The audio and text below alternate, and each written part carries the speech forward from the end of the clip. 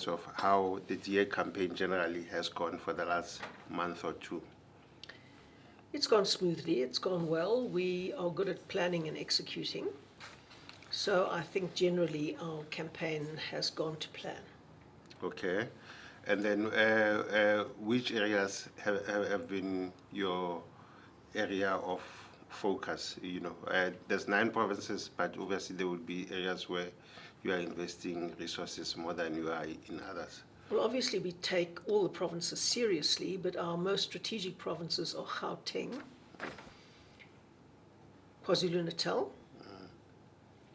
Northern Cape, Free State, and of course the Western Cape. Okay. So what have you done in those provinces that was slightly different from the others? Well, we had premier candidates in them. Yeah. So we said, if you elect us into government, we've put Chris Papas in KwaZulu-Natal, we put Solly Msimanga in Gauteng, we put Roy Jankelson in the Free State, and we put Isak Fritz in the Northern Cape and Alan Windy in the Western Cape. Okay.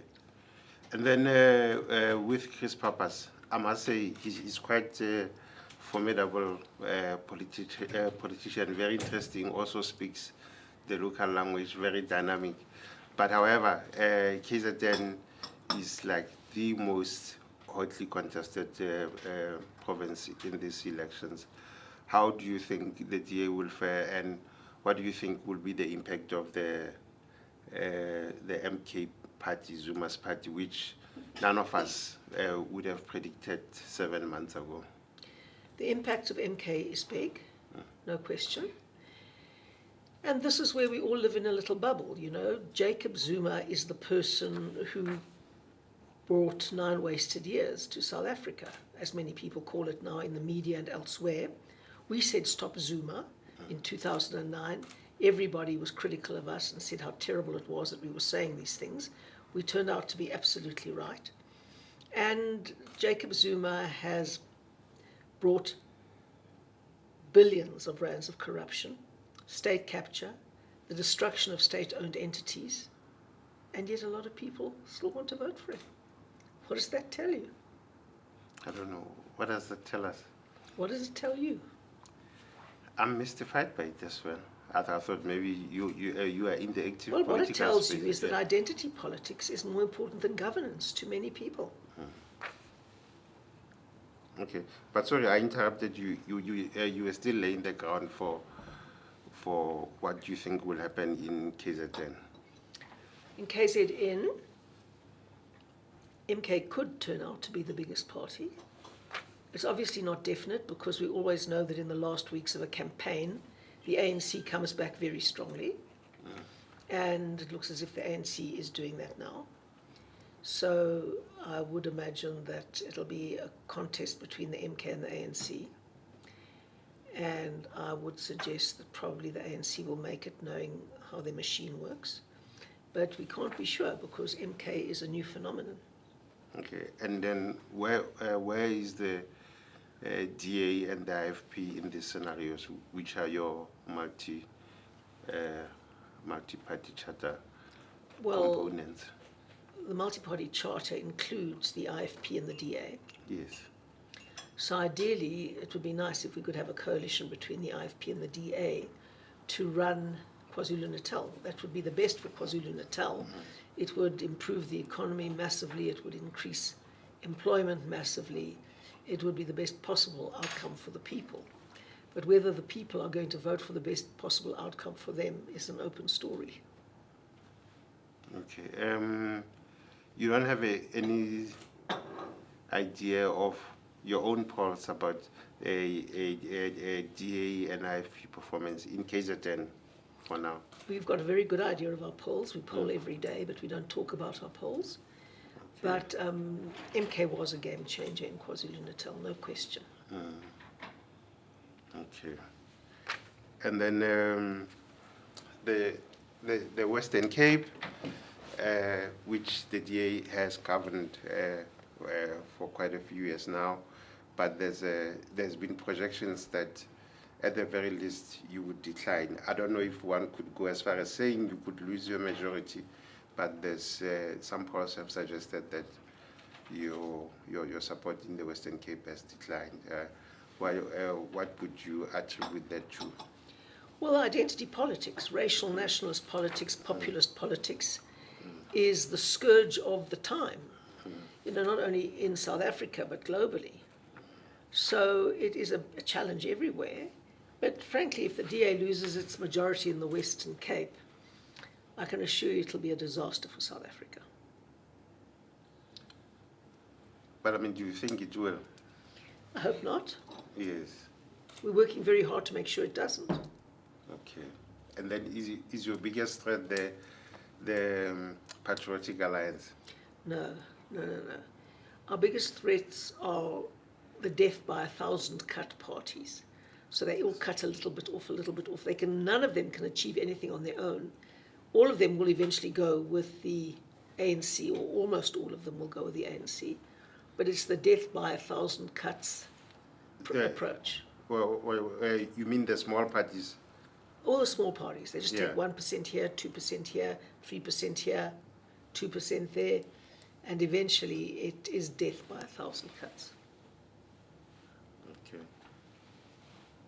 And then you have to put together these terrible coalitions that prove to be ungovernable, because many of the smaller parties are not in it for principle or policy or governance.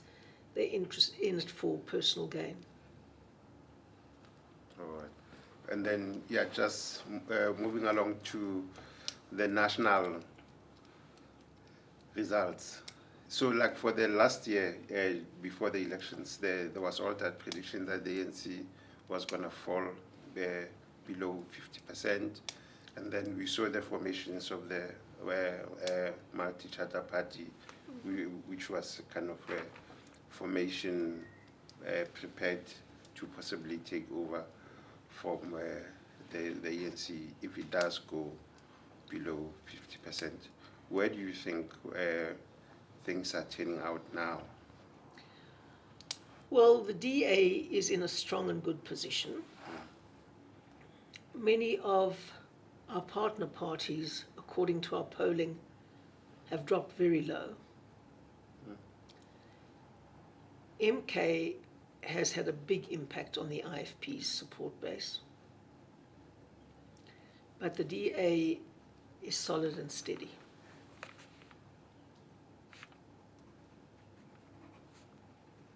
Okay. Does that mean, given what you're saying about the performance of the partners of the DA in that coalition, the prospect of the multi-charter party coalition coming to about 50 or 51%, it's unlikely? I think that's a long shot. It's a long shot. But our job is to push up the DA's vote as high as we can. So what's lined up for the last week of? Well, it's always the get out the vote campaign. We have to get our voters to want to turn out on the day, not stay at home and have a braai and do all the other things that people like to do on election day sometimes. So to say to them, your vote matters. Okay, but historically, DA voters always turn up in numbers compared to everyone else. They genuinely do, yeah. That is a good thing about our voters. They understand how important their vote is. And it's going to be critically important. I mean, I always say that I was elected mayor of Cape Town by a single seat in the city of Cape Town. Chris Papas was elected as the mayor of an entire municipality by just 42 votes. 42 votes. Sure. Every single vote makes a difference, and people must get that. It does. All right. Okay, so you are really just non-committal about what you think, how the DA would perform nationally. Look, I never predict anything. Big things often happen in the last 10 days, and I don't think it's sensible to start making predictions. We must just do our very best until the very last minute, until 1 minute past 9 on the 29th of May. Okay. All right, and just one more thing. So the DA advert, the flag advert, which caused all that controversy, yeah, you had the criticism, and we also saw your response, so there's no need to go into it now. But there was one thing that struck me in your response in particular. You said all these people who are complaining about this advert are not our voters. And yeah, that just stayed with me, because I would have imagined that, especially when you're going into an election, you are trying to reach all potential voters. You don't have your voters in a corner and that's all who you care for. Everyone else who's not our voter doesn't matter. Well, that message just yeah, didn't ring well. Well, let me tell you that in elections, the important thing is to work out who's going to vote for you and how to reach them. And if you keep chasing after voters who are not going to vote for you, then you're going to have a very bad result. But so I mean I find that premise very difficult, because if you know the DA's voters, let's say, who voted for you in 2019, surely you are not saying No, we do a lot. That's all who you care for. Of course not. You are also trying to reach many other voters. Our job is to represent our voters. Yeah. And to increase our pool of voters. Yeah. And we are doing that. We do it very scientifically. And we make jolly sure that we know who's going to vote for us and that we message them in ways that will consolidate them and turn them out on election day. So, so that's what we do. We don't try and be popular with the EFF's voters. Waste of time. That's the way you alienate your own voters. That is what happened under Musi Maimane. That's why we lost 600,000 votes from all communities under Musi Maimane. Because you've got to know, I mean, just like the media is losing readers hand over fist. Why? Because they don't understand who reads them. They write for each other, and they write to virtue signal, and they write for all of this, and then they wonder why they're losing readers. You've got to understand your market. And newspapers don't understand their market at all. I've stopped buying the Sunday Times. I used to be an avid reader of the Sunday Times. Why? Because every week they write for an audience that doesn't read their newspapers. Complete waste of time. So every time the people who do buy and read their newspapers read this and they say, I'm not going to read this garbage anymore, then they stop reading. And then they wonder why their readership drops from 600,000 to 70,000. It happens because you don't understand your market. And it's exactly the same in politics. If you don't understand your market, you'll go backwards, just like the media in South Africa. Okay. But at the same time, you are always trying to reach out to potential voters who are not your voters that you know, but who may possibly vote for you. Absolutely, but that's what you do between elections. You say, listen, it matters to have good government. It matters to have corruption-free government. It matters to have investment that your government attracts to create jobs. All of these things matter, and that's why you should vote for the DA, because where we govern, life gets better for everybody. So that's what we say, and that's what people can see with their own eyes. I mean, I'm just driving around Randburg now. I can't believe this place. Randburg used to be a pristine suburb. I've just driven past in the middle of Randburg, a huge pile of trash just dumped in the middle of Randburg. I took a photograph of it on my phone. I couldn't believe it. I think to myself, there's a strike of... yes, I know there's a strike. There's always a strike. There's always something. Because you create these entities like Pick It Up and this and that, and then it's used to deploy ANC cadres, and then you get this kind of thing. So, of course, you must get what you invest in. So, of course, there's a gemors here, a complete and utter gemors, as there is in Knysna, because the PA and the ANC are in coalition there. It took 2.5 years to destroy that town. So between elections, we say, look at the DA difference. And during election campaigns, we understand our market and we bring them out. Okay. Can I still engage you a little bit on it? Because So there's been this notion that the DA, especially after Musi left and you came in as federal chairperson and John Steenhuisen was elected the leader, that the DA has decided to kind of refocus on its very limited number of